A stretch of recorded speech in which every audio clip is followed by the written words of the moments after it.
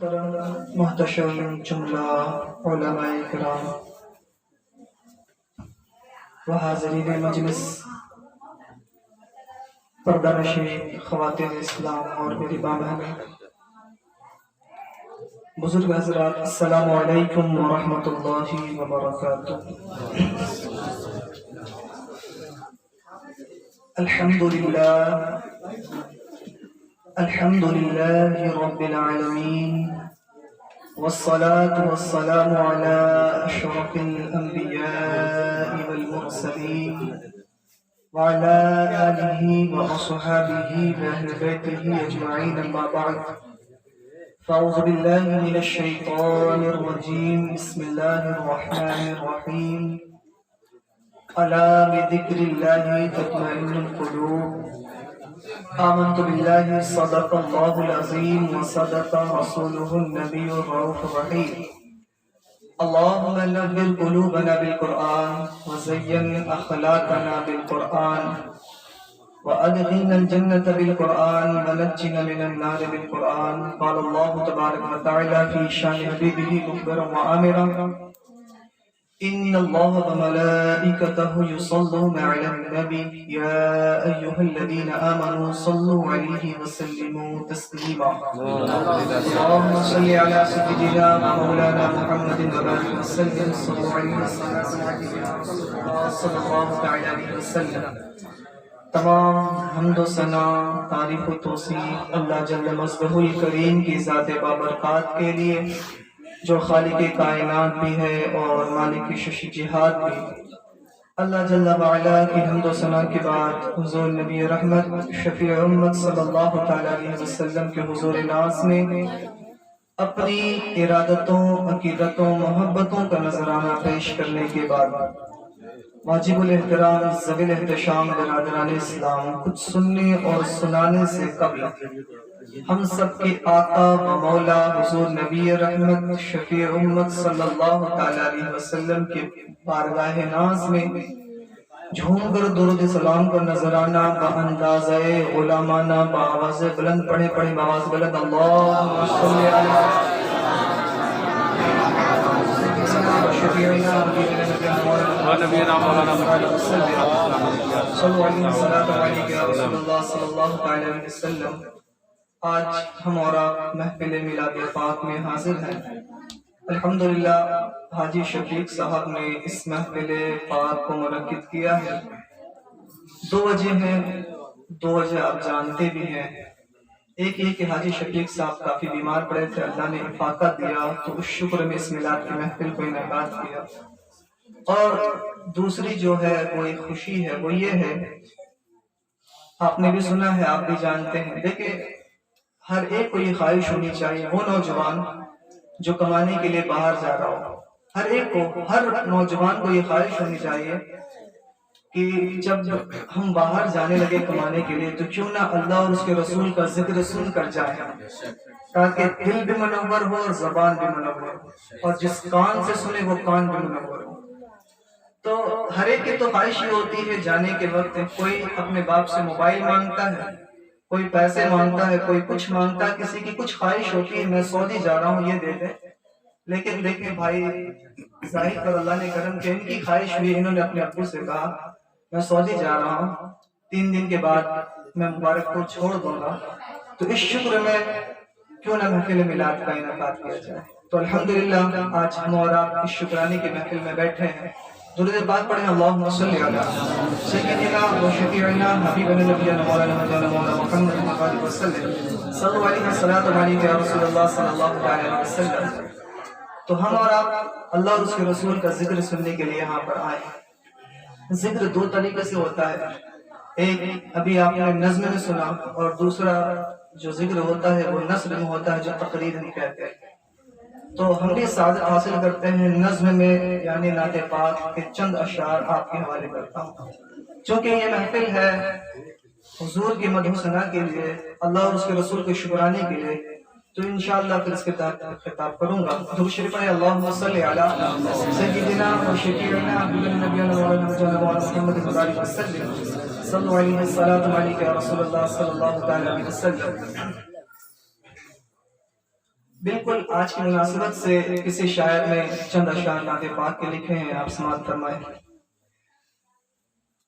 لوگ مشکل میں، لوگ مشکل میں زمانے کی طرف دیکھتے ہیں، لوگ مشکل میں زمانے کی طرف دیکھتے ہیں، لوگ مشکل میں، لوگ مشکل میں زمانے کی طرف دیکھتے ہیں، لوگ مشکل میں زمانے کی طرف دیکھتے ہیں، ہم محمد کے، ہم محمد کے گھرانے کی طرف دیکھتے ہیں، ہم محمد کے گھرانے کی طرف دیکھتے ہیں، لوگ مشکل میں زمانے کی طرف دیکھتے ہیں، آسمان پر بھی حکومت ہے میرے آقا کی۔ شعر مقصد سے پہلے یہ واقعہ ذہن میں رکھیں، جب آقا کریم علیہ الصلوۃ والتسلیم حضرت حلیمہ سعدیہ کے ہاں تھے اور آپ جھولا پر جھول رہے تھے، تو آقا کریم علیہ الصلوۃ والتسلیم نے اپنے انگشت مبارک کو، اپنے انگلی مبارک کو چاند کی طرف کیا، تو جس طرف جھولا جھول رہا تھا چاند بھی اسی طرف ہو رہا تھا۔ گویا کہ آقا کریم علیہ الصلوۃ والتسلیم جھول رہے ہیں اور جھول رہے ہیں، ادھر چاند بھی آقا کو دیکھ کر جھوم رہا ہے اور جھول رہا ہے، اور آقا کریم علیہ الصلوۃ والتسلیم کا جو کھلونا تھا وہ چاند تھا۔ اس شعر کو دیکھیں، آسمان پر بھی حکومت ہے میرے آقا کی، آسمان پر ہے حکومت ہے میرے آقا کی، آسمان پر ہے حکومت ہے میرے آقا کی، چاند سورج، چاند سورج تیری انگلی کی طرف دیکھتے ہیں، چاند سورج تیری انگلی کی طرف دیکھتے ہیں، ہم محمد کے گھرانے کی طرف دیکھتے ہیں، تیرے بچوں ہی کے صدقے سے پلے گھر میرا، تیرے بچوں کے صدقے سے پلے گھر میرا، تیرے بچوں ہی کے صدقے سے پلے گھر میرا، ہم تو زہرا کے، ہم تو زہرا کے رضاؤں کی طرف دیکھتے ہیں، ہم تو زہرا کی رضاؤں کی طرف دیکھتے ہیں۔ آخری شعر سماعت فرمائیں، جس کے گھر میں میلاد ہوتی ہے اور اس کے گھر میں کیا برکت نازل ہوتی ہے، دیکھیں شاعر نے کیا خوب کہا ہے، جو بھی میلاد مناتا ہے نبی کی گھر میں جو بھی میلاد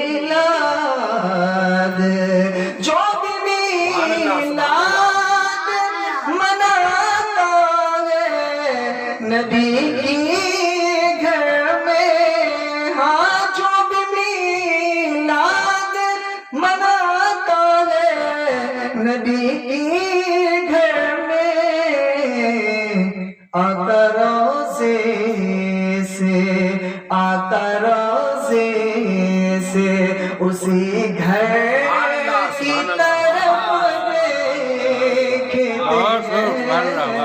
ہیں، آقا روزے سے اسی گھر کی طرف دیکھتے ہیں، لوگ مشکل میں زمانے کی طرف دیکھتے ہیں، ہم محمد کے گھرانے کی طرف دیکھتے ہیں۔ درود شریف پڑھیں، اللہم صلی علی اللهم صل على سيدنا سيدنا نبينا مولانا محمد وعلى سيدنا سيدنا نبينا مولانا محمد صلی اللہ علیہ وسلم۔ میں نے جس آیت کریمہ کی تلاوت کرنے کا شرف حاصل کیا، اللہ تعالیٰ قرآن مجید فرقان حمید میں ارشاد فرماتا ہے، الا بذکر اللہ تطمئن القلوب، سنو اللہ کے ذکر سے دل کو اطمینان ملتی ہے، سنو اللہ کے ذکر سے دل کو اطمینان حاصل ہوتا ہے، قرار حاصل ہوتا ہے، چین حاصل ہوتا ہے، اور ساتھ ہی جب اللہ کے رسول کا ذکر ہوتا ہے تو بھی دلوں کو چین ملتا ہے اور سکون ملتا ہے۔ الحمدللہ آج آقا کریم علیہ الصلوۃ والتسلیم کے رخ والضحیٰ کے تعلق سے چند منٹ آپ کے سامنے گفتگو کروں گا۔ آقا کریم علیہ الصلوۃ والتسلیم کا چہرہ مبارک کیسا تھا، اس کے تعلق سے گفتگو کروں گا۔ دیکھیں، ہم تو آپ نے دیکھا نہیں میرے نبی کو، لیکن جنہوں نے میرے نبی کو دیکھا ہے، جنہوں نے میرے نبی کے رخ انور کو دیکھا ہے، ان کا حال کیا ہے؟ کچھ صحابہ جب میرے حضور کو چہرے کو دیکھے تو فرمایا، یا رسول اللہ صلی اللہ تعالیٰ علیہ وسلم، میری آنکھ نے آپ جیسا خوبصورت دیکھا ہے۔ دوسرے صحابہ نے کہا، یا رسول اللہ صلی اللہ تعالیٰ علیہ وسلم، بچپن سے میں نے یوں تو بہت خوبصورت لوگوں کو دیکھا، بہت سارے حسین و جمیل کو دیکھا، یا رسول اللہ میں مکہ میں تھا، مکہ میں اچھے لوگوں کو دیکھا، مکہ سے باہر گیا وہاں بھی اچھے لوگوں کو دیکھا، لیکن یا رسول اللہ آج تک میری نگاہوں نے آپ سے جیسا خوبصورت اور حسین و جمیل نہیں دیکھا۔ دوسرے صحابے نے جب دیکھا تو حضور کے رخ انور کا یوں نقشہ کھینچتے ہیں، کہتے ہیں، یا رسول اللہ صلی اللہ علیہ وسلم، آپ کے رخ انور، آپ کے چہرے مبارک کا حال یہ ہے، ہم عاشق رسول ہیں، حضور کے عاشق ہیں، اور ہر وہ عاشق جو حضور کی مدح و ثنا سنے اس کا دل مچل جانا چاہیے۔ صحابہ فرماتے ہیں کہ میں نے حضور کے رخ والضحیٰ کو دیکھا، چہرے انور کو دیکھا، پھر ایک طرف چمکتا ہوا سورج کو دیکھا تو میری نگاہ میں چمکتا ہوا سورج ماند پڑ گیا اور حضور کا چہرہ روشن ہو گیا۔ وہ صحابی تھے، انہوں نے دیکھا، حضرت جابر بن سمورہ فرماتے ہیں کہ میں نے آقا کریم علیہ الصلوۃ والتسلیم کی بارگاہ میں حاضر ہوا، حضور کے رخ والضحیٰ دیکھنے کے لیے حاضر ہوا، 14ویں رات کی چاند چمک رہے تھے، اور یہ چاند اپنے آب و تاب پر تھے، اور اس دن کی طرح میں چمکتا ہوا چاند نہیں دیکھا۔ ادھر میں جیسے حضور کی بارگاہ میں پہنچا، آقا کریم علیہ الصلوۃ والتسلیم کا دیدار کیا، صحابہ کرام گویا کہ ستاروں کے مانند حضور کو گھیرے میں لیے بیٹھے تھے۔ آقا کریم علیہ الصلوۃ والتسلیم کو جب دیکھا تو ایک طرف چاند دیکھتے ہیں حضرت جابر، اور دوسری طرف آقا کریم کے چہرے کو دیکھتے ہیں۔ ایک طرف چاند دیکھ رہے ہیں، دوسری طرف حضور کے چہرے کو دیکھتے ہیں۔ اتنے میں حضرت جابر کے دل نے کہا، اے جابر کہتا کیوں نہیں ہے کہ یا رسول اللہ صلی اللہ علیہ وسلم، آپ کا رخ والضحیٰ چاند سے بھی بڑھ کر ہے۔ کیا بات ہے، واہ! آپ کا رخ والضحیٰ چاند سے بھی بڑھ کر ہے۔ کسی شاعر نے کہا، چاندنی رات تھی کہتے تھے جناب جابر، چاندنی رات تھی کہتے تھے جناب جابر، چاند سے اچھا سرکار کا چہرہ دیکھا، چاند سے اچھا سرکار کا چہرہ دیکھا۔ اچھا دیکھا آقا کریم علیہ الصلوۃ والتسلیم کا رخ والضحیٰ کیسا تھا۔ حضرت میمونہ بنت القاسم یہ فرماتی ہیں کہ میں آقا کریم علیہ الصلوۃ والتسلیم کی بارگاہ میں پہنچی اس وقت جب میں چھوٹی تھی، اپنے والد کے ساتھ گئی حجۃ الوداع کے موقع پر، لیکن چونکہ بھیڑ کافی تھی، ازدحام کافی تھا، بہت زیادہ بھیڑ ہونے کی وجہ سے میں نے حضور کو دیکھ نہیں پایا، حضور کے رخ بدوحا کو دیکھا نہیں، لیکن میں نے حضور کے ایک چیز کو دیکھا تھا۔ کہا کیا؟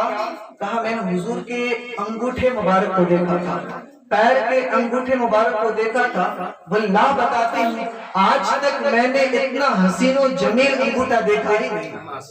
اعلیٰ حضرت نے فرمایا نا قدموں پہ جبی کو رہنے دو، چہرے کا تصور مشکل ہے، قدموں پہ جبی کو رہنے دو، چہرے کا تصور مشکل ہے، جب چاند سے بڑھ کر ایری ہے رخسار کا عالم کیا ہوگا، جب چاند سے بڑھ کر ایری ہے چہرے کا عالم کیا ہوگا۔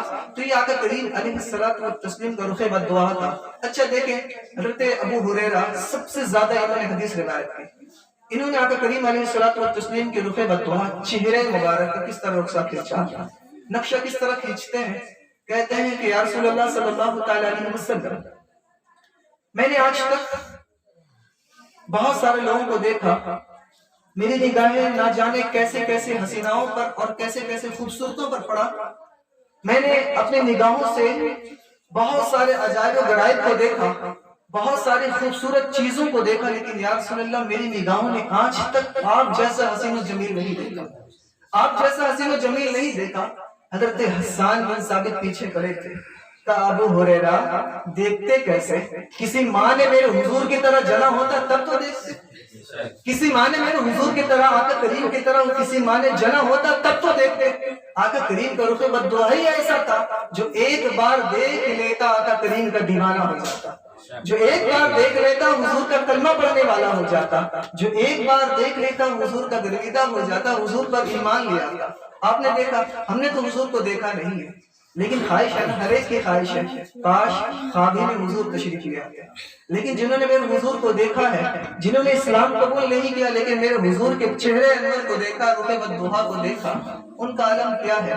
دیکھیں یہ مورخین نے روایت کی آقا کریم علیہ الصلوۃ والتسلیم کے زمانے میں، آقا کریم علیہ الصلوۃ والتسلیم جب ہجرت کر کے مدینہ تشریف لائے، مدینہ تشریف لانے کے بعد آقا کریم کی معمول تھا کہ آپ عصر کے بعد تفریح کرنے کے لیے نکلتے تھے، عصر کے بعد گھومنے کے لیے نکلتے تھے، تفریح کرنے کے لیے نکلتے تھے۔ حضور تشریف لے جا رہے ہیں، مدینے کے باہر تشریف لے چلے گئے، جاتے جاتے مدینے کے باہر کیا دیکھتے ہیں کہ ایک قافلہ پڑاؤ کیا ہوا ہے اور ایک قافلہ ٹھہرا ہے۔ آقا کریم نے جب دیکھا اس کے قریب گئے تو کیا دیکھتے ہیں قریب ہی ایک سرخ اونٹ بندھا ہوا ہے۔ سرخ اونٹ وہ ہوتا ہے جو بہت زیادہ قیمتی، جو سعودی گیا وہ جانتا ہے، بہت زیادہ قیمتی اگر کوئی اونٹ ہوتا ہے تو وہ سرخ ہوتا ہے۔ حضور نے دیکھا تو پسند آ گیا، حضور نے اس قافلے والے سے پوچھا اچھا بتاؤ کہ اس اونٹ کی قیمت کیا ہے؟ کہا ان کو بیچنا تھا یا نہیں بیچنا تھا، لیکن میرے حضور کے جب چہرے کو دیکھا تو کہا بیچتے ہیں اور اس اونٹ کی قیمت اتنے ہے۔ جب حضور نے فرمایا اتنی قیمت ہے، کہا ہاں اتنی قیمت ہے۔ میرے حضور نے فرمایا ابھی تو میں صرف تفریح کی غرض سے آیا تھا، کوئی خریدنے کی غرض سے نہیں آیا تھا، میں سامان لینے کے غرض سے نہیں آیا تھا، بس یوں ہی تفریح کی غرض سے آیا تھا۔ اچھا بغلی میں میرا شہر مدینہ ہے، میں وہاں سے اب جاتا ہوں اور وہاں سے پیسہ بھیجا دیتا ہوں اور جو قیمت ہو اس کو بھیجا دیتا ہوں۔ آقا کریم علیہ الصلوۃ والتسلیم نے جب وہاں سے واپس پلٹے تو ان لوگوں نے کہا قافلہ والے نے کیا کہا کہ جب حضور پلٹ رہے تھے تو میں آقا کریم علیہ الصلوۃ والتسلیم کے پلٹنے کو دیکھ رہا تھا، آقا کریم علیہ الصلوۃ والتسلیم کو چلنے کو دیکھ رہا تھا، یہاں تک کہ میرے حضور نظروں سے اوجھل ہو گئے۔ جب حضور نظروں سے اوجھل ہو گئے تو کچھ دیر تک وہ لوگ حضور کے چہرے بددعا کو دیکھ کر سکتے میں تھے۔ جب سکتے سے باہر نکلے تو نکلنے کے بعد آقا کریم علیہ الصلوۃ والتسلیم مدینہ پہنچے، وہ لوگ سکتے سے باہر نکلے تو آپس میں چینی گوئیاں کرنا شروع کر دی۔ ان میں سے ایک کہنے لگا یار تم جانتے ہو اونٹ کتنی قیمتی تھی؟ ایک نوجوان آیا اپنے چہرے کا حسن دکھلا کر تم سے وہ اونٹ ہتھیا کر لے گیا۔ کہا یار بعد میں اس کا ذکر کرنا، پہلے یہ ذکر کر کہ وہ نوجوان جب بات کرتا تھا وہ اسے کس طرح پھول جھڑ رہے تھے، میں تو اس کے باتوں کو دیکھتا رہ گیا، میں تو اس کے باتوں کو سنتا رہ گیا۔ دوسرے نے کہا کہ یار اس نوجوان کی بات ذکر بعد میں کرنا، میں تو یہ دیکھ رہا تھا کہ جب اس نے لبھائے مبارک کو جنبش دی، جب اس نے لب کو کھولا تو میں نے سامنے والے پہاڑ پر اس لب سے پھوٹنے والی روشنی کو دیکھی، میں تو اس روشنی میں گم ہو گیا تھا۔ دوسرے نے کہا یار تم تو اتنے دیکھے، میں تو یہ دیکھ رہا تھا کہ جب وہ مسکرا رہے تھے تو ان کی مسکراہٹ کو دیکھ کر میں ایسا قربان ہو گیا کہ میں نے آج تک اتنا حسین و جمیل مسکرانے والا میں نے دیکھا ہی نہیں۔ ابھی اتنا لوگ کہہ رہے تھے، اتنے میں ایک نوجوان نے کہا یار تم لوگ اسی بات میں رہو گے کہ آگے بھی کچھ کام ہوگا؟ تجھے معلوم ہے اس قافلے کا سب سے قیمتی اونٹ تھا اور اس نوجوان نے بغیر کسی پتہ بتائے ہوئے تمہارا سب سے قیمتی اونٹ لے چلا گیا اور تمہیں خبر تک نہ ہوئی، کچھ روپے بھی نہ دے گئے۔ اچھا جب ہم کسی سے سامان ادھار لیتے ہیں تو کیا کرتے ہیں، یا تو ہم اپنے جیکٹ اٹھا کر یا کوئی سامان اٹھا کر دے دیتے ہیں، یا پھر کوئی چیز گری بھی رکھ دیتے ہیں تاکہ وہ سامان ہم کو ادھار دیں، یا پھر ان سے جان پہچان ہوتی ہے تو جان پہچان ہونے کی وجہ سے وہ ادھار دے دیتا ہے، یا تو پھر ایسا ہوتا ہے کہ کوئی تیسرا شخص کہتا ہے کہ اس کو ادھار دے دو، جو ہوگا ہم پیسہ واپس کر دیں گے، اس کی وجہ سے دی جاتی ہے۔ لیکن حضور مدینہ حضور تشریف لے گئے، قافلہ کے بعد سے اونٹ آپ نے لے آئے، لیکن حضور کو کوئی پہچانتا تک نہیں تھا۔ حضور نے کسی چیز کو ضمانت بھی نہیں دی، اور نہ ہی آقا کریم علیہ الصلوۃ والتسلیم کو کوئی تیسرا شخص ضامن تھا کہ جو پیسہ ادا کر دیتا، قیمت ادا کر دیتا۔ اب یہ بات چل رہی تھی، ان لوگوں نے آپس میں بات کرنا شروع کی۔ ایک نے کہا یار تجھے معلوم ہے تم لوگوں نے اتنی ساری بات کہہ دی، اس نوجوان نے اونٹ کو ہتھیا کر لیا، اونٹ کو ہتھیا کر لے گیا۔ اتنا سننا تھا تو پردے میں بیٹھے اس قافلے کے سردار کی جو بیوی تھی اس نے پردے کو سرکایا، سرکانے کے بعد کہا خبردار اگر کسی نے کہا کہ اس نوجوان نے اونٹ کو ہتھیا کر لے گیا، کہا اچھا تم نے اس نوجوان کو جانتی ہو؟ کیا تم اس نوجوان کو پہچانتی ہو؟ کیا تم اس شخص کو پہچانتی ہو؟ کہا واللہ میں بھی نہیں پہچانتی۔ کہا تم نہیں پہچانتی تو پھر کس چیز کی ضمانت دے رہی ہو کہ اگر وہ نہیں آئے تو قیمت میں دوں گی؟ کس چیز کی ضمانت دیتی ہو؟ تو اس عورت نے جو بات کہی، اس سردار کی بیوی نے جو بات کہی، سنے ابھی اسلام قبول نہیں کی تھی، ابھی مسلمان نہیں ہوئی تھی، اس نے کیا کہا؟ کہا واللہ بتاتی ہوں جس کا چہرہ اتنا حسین و جمیل ہو، جس کا چہرہ اتنا اچھا ہو، وہ کبھی جھوٹ بول ہی نہیں سکتا۔ کیا بات ہے، سبحان جس کا اللہ۔ چہرہ اتنا اچھا ہو وہ کبھی جھوٹ بول ہی نہیں سکتا۔ تو اتنے میں آقا کریم علیہ الصلوۃ والتسلیم کے ایک خادم آئے، آنے کے بعد کہا قافلے کا وہ کون نوجوان ہے جس نے میرے حضور سے اونٹ بیچی تھی؟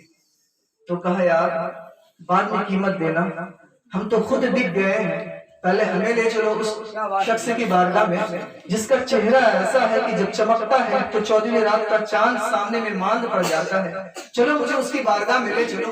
سالہ قافلہ اٹھا اور آقا کریم علیہ الصلوۃ والتسلیم کے دست اقدس پر جا کر کلمہ پڑھ کر مسلمان ہو۔ تو یہ رخ والضحیٰ کا کمال تھا۔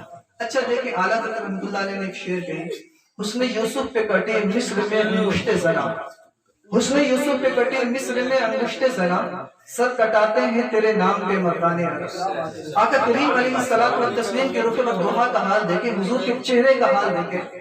کہا حسن یوسف پہ کٹی مصر میں انگشت زنا، پہلا شعر دیکھیں اور اس کا پس منظر دیکھیں۔ کہا حسن یوسف پہ کٹی مصر میں انگشت زنا، حضرت یوسف علیہ الصلوۃ والتسلیم کا تذکرہ کیا۔ وہ یوسف علیہ السلام جن کے بارے میں روایتوں میں آتا ہے کہ اللہ تعالیٰ نے جب حسنوں کو تقسیم کرنا شروع کیا تو آدھا حسن سے حضرت یوسف علیہ السلام کو بنایا، تو وہ یوسف علیہ السلام جس کی خوبصورتی کا عالم کیا کہنے۔ حضرت یوسف علیہ الصلوۃ والتسلیم مصر کے بادشاہ بننے سے پہلے عزیز مصر کے غلام بنے، تو عزیز مصر کی جو بیوی تھی وہ حضرت یوسف علیہ الصلوۃ والتسلیم پر فریفتہ ہو گئی، اور فریفتہ ہونے کے بعد حضرت یوسف پر اپنا دل دے بیٹھی۔ تو مصر کی جو عورتوں نے کہا، ظاہر ہے عورتیں ہوتی ہیں، عورتوں نے تانا دینا شروع کیا، کہا اے زلیخا تم اپنے غلام پر دل دے بیٹھی، آخر تمہارے غلام میں کون سی ایسی بات رکھی ہے، آخر تمہارے غلام میں کون سی ایسی خوبی رکھی ہے، کون سی ایسی خوبی رکھی ہے جس کی وجہ سے تم نے اس پر دل دے بیٹھا۔ پورا مصر تیرا تذکرہ کرتا ہے اور تیرے غلام کا تذکرہ کرتا ہے۔ حضرت زلیخا نے جب یہ سنا نا تو کہا اچھا میرے غلام کو دیکھنا چاہتے ہیں، اچھا اس کو دیکھنا چاہتے ہیں جس پر میں نے دل دیا ہے؟ کہا ہاں۔ کہا ٹھیک ہے۔ تو حضرت زلیخا نے ان تمام عورتوں کی دعوت کی، ان تمام عورتوں کی دعوت کی، سب کو ایک لائن سے چیئر پر بیٹھا دیا، کرسی پر بیٹھا دیا، سامنے طرح طرح کے کھانے رکھ دیے، اور ساتھ میں ایک روایت کے مطابق لیمو ہاتھ میں دے دیا اور ایک چھری کو دے دیا۔ کہا جب تک میں نہ کہوں تب تک تم اس لیمو کو کاٹنا نہیں، جب تک میں نہ کہوں تب تک اس لیمو کو کاٹنا نہیں۔ تمام عورتیں تیار تھی۔ ادھر حضرت یوسف علیہ السلام کو زلیخا نے کہا کہ جب میں اشارہ کروں آپ ایک طرف سے آئیں گے اور دوسری طرف سے گزر جائیں گے۔ کہا ایک طرف سے آئیں گے دوسری طرف سے گزر جائیں گے۔ حضرت زلیخا چونکہ آپ آقا تھے، حضرت زلیخا کے غلام حضرت یوسف کے بات ماننا ضروری تھا۔ کہا کہ ٹھیک ہے۔ حضرت زلیخا نے تمام عورتوں کو بیٹھا دیا اور بیٹھانے کے بعد سارے کے ہاتھ میں لیمو اور ایک چھری دے دی۔ حضرت یوسف علیہ السلام کو اشارہ کیا۔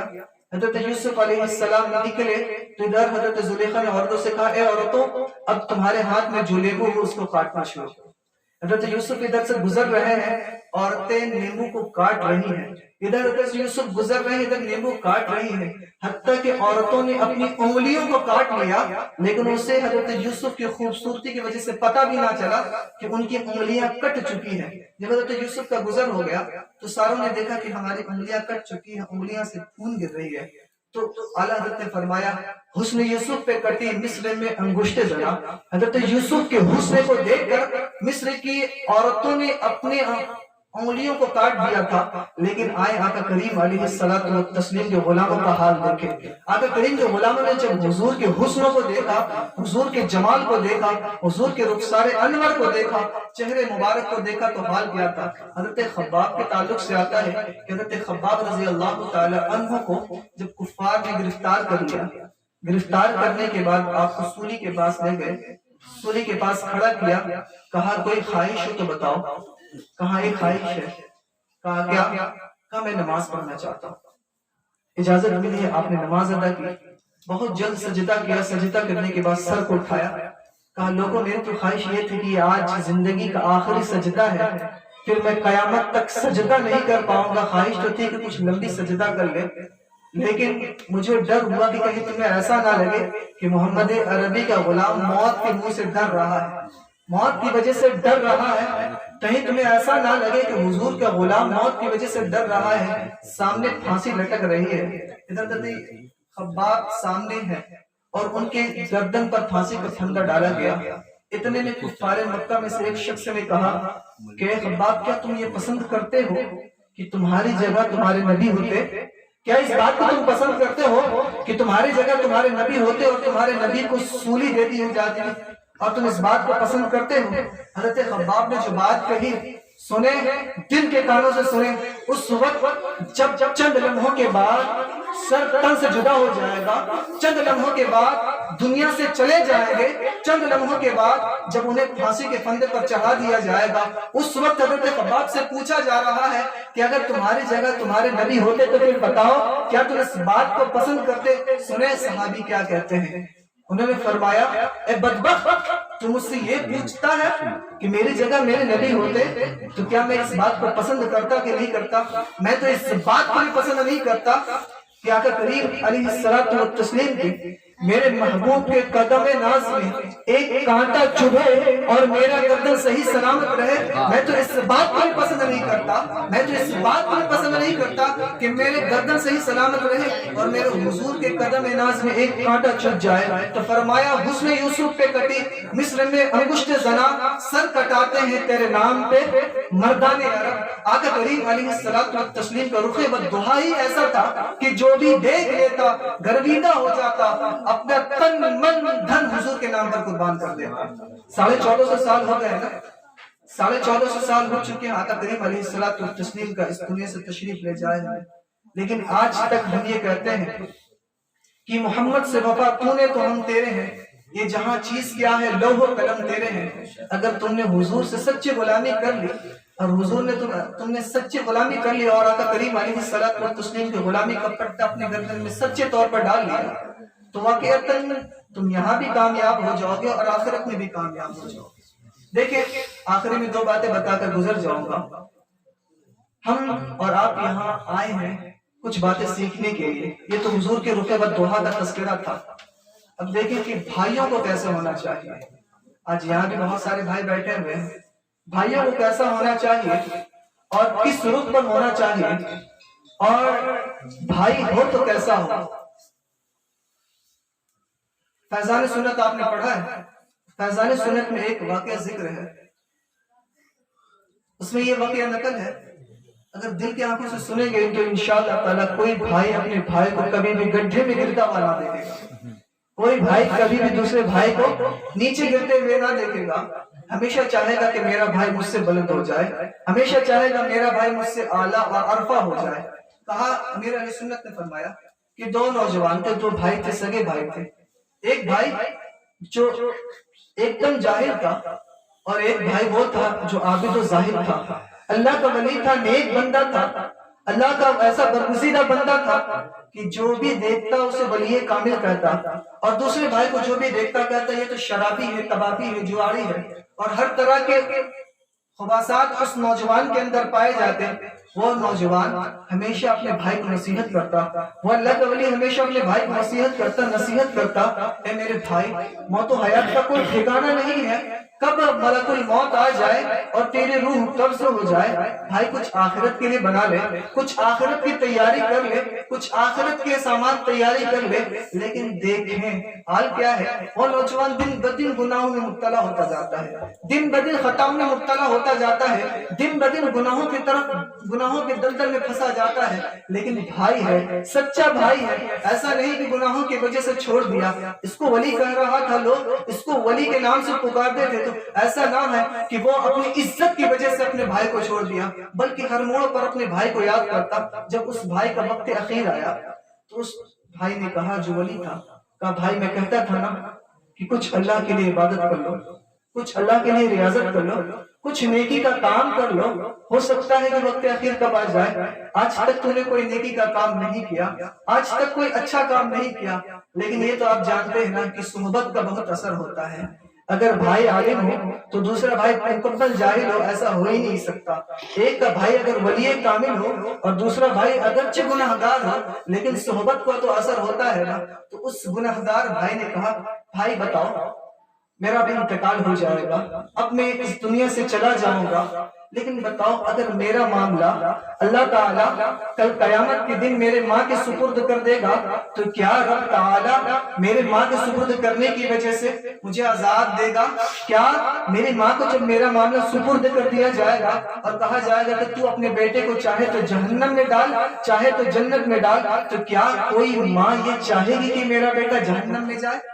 کیا کوئی ماں چاہے گی کہ میرا بیٹا جہنم میں جائے؟ وہ نوجوان نے جب سنا نا، اس ولی کامل نے سنا نا، تو کہا یہ کیسے ہو سکتا ہے کہ تیری ماں یہ چاہے کہ میرا بیٹا جہنم میں جائے اور جہنم کے گڑھے میں جلے؟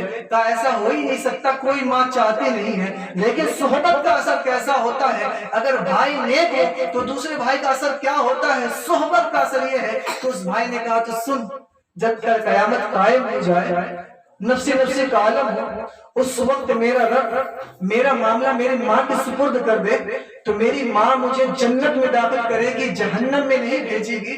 تو بتاؤ، میرا رب 70 ماؤں سے زیادہ محبت کرنے والا ہے، میرا اللہ 70 ماؤں سے زیادہ محبت کرنے والا ہے، 70 ماؤں سے زیادہ پیار کرنے والا ہے، کیا وہ مجھے جہنم میں ڈال سکتا ہے؟ کیا وہ مجھے جہنم میں ڈال سکتا ہے؟ اب اتنا کہنا تھا، اسی کلمات پر اس کے روح قبض ہو گئی، اس کا انتقال ہو گیا، وہ دنیا سے چلا گیا۔ دیکھیں صحبت کا کتنا اثر ملتا ہے۔ بھائی ولی کامل کا خواب میں دیکھا کہ میرے بھائی بہت سکون سے ہے، چین سے ہے، آرام سے ہے۔ پوچھا بھائی کیا معاملہ ہے، آپ بہت سکون کے ساتھ ہیں، چین کے ساتھ ہیں، آرام کے ساتھ ہیں؟ تو اس گناہگار بھائی نے کہا کہ بھائی آپ کی صحبت کا اثر ہے، آپ کی صحبت کا اثر ہے، آپ نے بارہا مجھ کو سمجھایا لیکن میں مانتا نہیں تھا، آخری وقت بھی آیا سمجھایا لیکن مانتا نہیں تھا، لیکن اللہ نے آپ کی بدولت میرے دل میں ڈال دیا۔ وہ جو آخری والی بات میں نے کہی تھی نا، وہ بات کہ کل قیامت قائم ہوگی تو اس وقت اللہ تعالیٰ اگر میرا معاملہ میری ماں کے سپرد کر دے تو میری ماں مجھے جنت میں داخل کرے گی۔ وہی کلمات میری نجات کا ذریعہ بن گیا، وہی بولی میری نجات کا ذریعہ بن گیا۔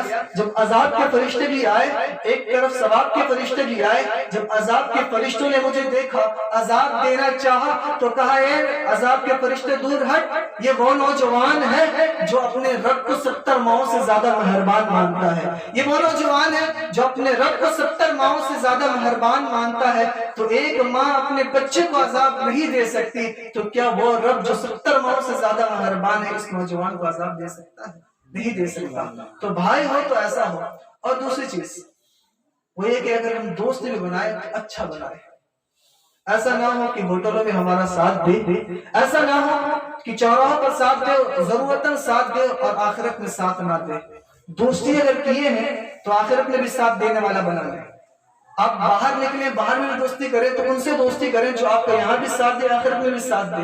آخر دیکھیں نا، وہ نوجوان، دو نوجوان، بنی اسرائیل کی بات ہے، اور بنی اسرائیل کا تذکرہ آپ نے سنا ہے بارہا کہ بنی اسرائیل میں دو نوجوان یوں تو بہت خراب تھے، لیکن ان دونوں نے سوچا، دو دوست ایسے سچے دوست تھے، ان دونوں نے سوچا کہ کیوں نہ اب زندگی کے چند لمحات رہ گئے ہیں، اللہ کی عبادت کر لی جائے، اللہ کی بندگی کر لی جائے، اس کی ریاضت کر لی جائے. دونوں نوجوان نے جنگل کا رخ کیا، جنگل کا راستہ اختیار کیا اور جنگل میں جا کر اللہ تعالیٰ کی عبادت کرنے لگے. عبادت اور ریاضت میں مشغول ہو گئے.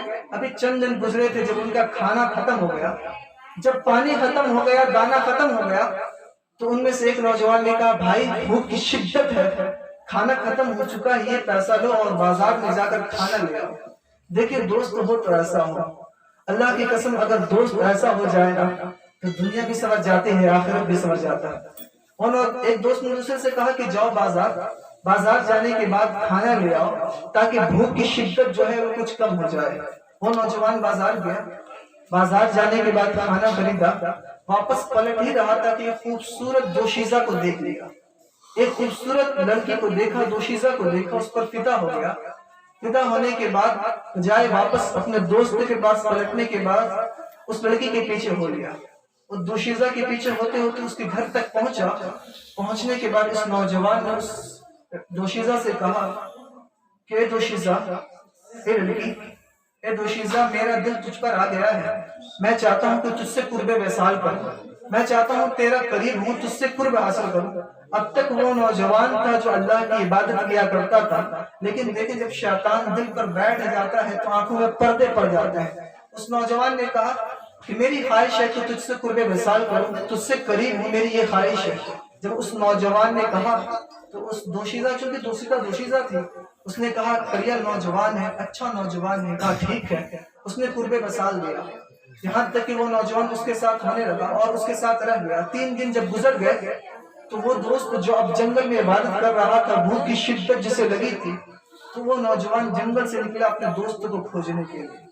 جنگل سے نکلا اپنے دوست کو کھوجنے کے لیے، دوست کو کھوجتے کھوجتے پتہ کیا، بازار میں آیا، کہا کہ میرا ایک دوست آیا تھا چند دن پہلے یہاں سے کھانا لیا اور پھر پتہ نہیں واپس نہیں آیا. تو کہا فلاں دوشیزہ کے یہاں تمہارا دوست موجود ہے.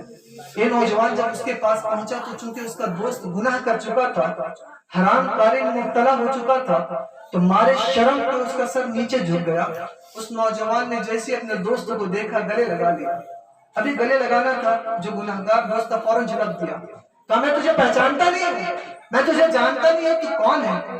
اس لیے کہ اس کے اندر اب غیرت آ چکی تھی. شرم کے مارے وہ اپنے دوست کو پہچاننا چھوڑ دیا.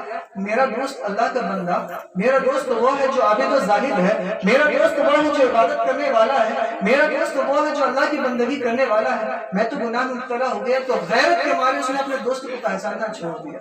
آج ہم ہوتے تو بتائیں کہ اس دوست کو چھوڑتے کہ نہیں چھوڑتے جو عظیم گناہ میں مبتلا ہو چکا ہوتا ہے. لیکن دیکھو اس نوجوان نے کہا بھائی اگرچہ تم نے گناہ کیے، تم تو میرا دوست ہو، تم تو میرے دوست ہو. میں نے قسم کھائی تھی اور میں نے وعدہ کیا تھا کہ ہم انشاءاللہ دنیا میں بھی ساتھ میں رہیں گے، اللہ نے چاہا تو آخرت میں بھی ساتھ میں رہیں گے. بھائی تجھ سے گناہ ہو گئی ہے، اگرچہ گناہ ہو گئی. وہ نوجوان بار بار کہتا رہا میں تو تجھے پہچانتا نہیں ہوں، تجھے جانتا نہیں ہے، تو کون ہے، تو کہاں سے آیا، تو کون ہے، میں تجھے پہچانتا نہیں ہوں. گناہ کی شرم کی وجہ سے وہ پہچاننا چھوڑ دیا تھا. لیکن جب دوست نے اسے ہمت دی، حوصلہ دی، تو اس نے کہا کہ ہاں میں نہیں تیرا دوست ہوں.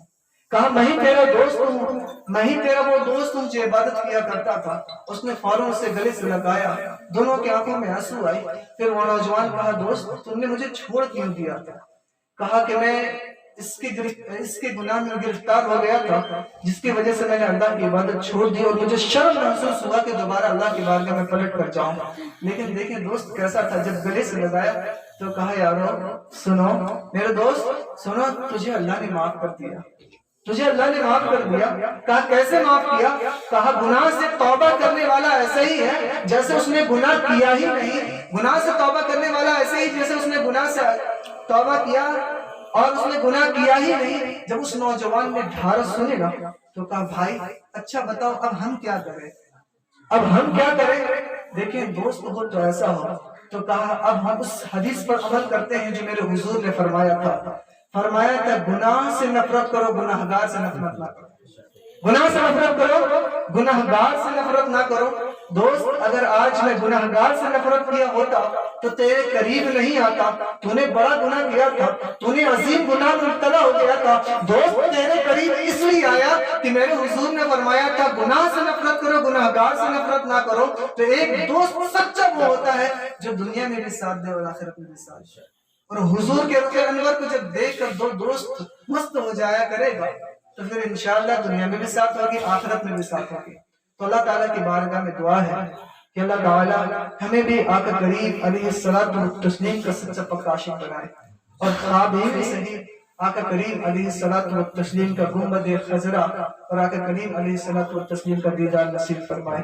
بہت مبارکباد ہے کہ یہ سعودی جا رہے ہیں. اللہ تعالیٰ سے دعا کریں کہ اللہ تعالیٰ انہیں عمرہ کی بھی توفیق نصیب کرے تاکہ ان آنکھوں سے جس آنکھوں کی جنت دنیا میں گنبد خضرا ہے یہ دیکھ سکے, اور دیکھ کر آقا کریم علیہ الصلوۃ والتسلیم کے اس قول پر اپنے اوپر لازم کر لے کہ من زارا قبری وجبت لہ شفاعتی, کہ جس نے میرے قبر کی زیارت کی اس پر میری شفاعت واجب ہوتی ہے.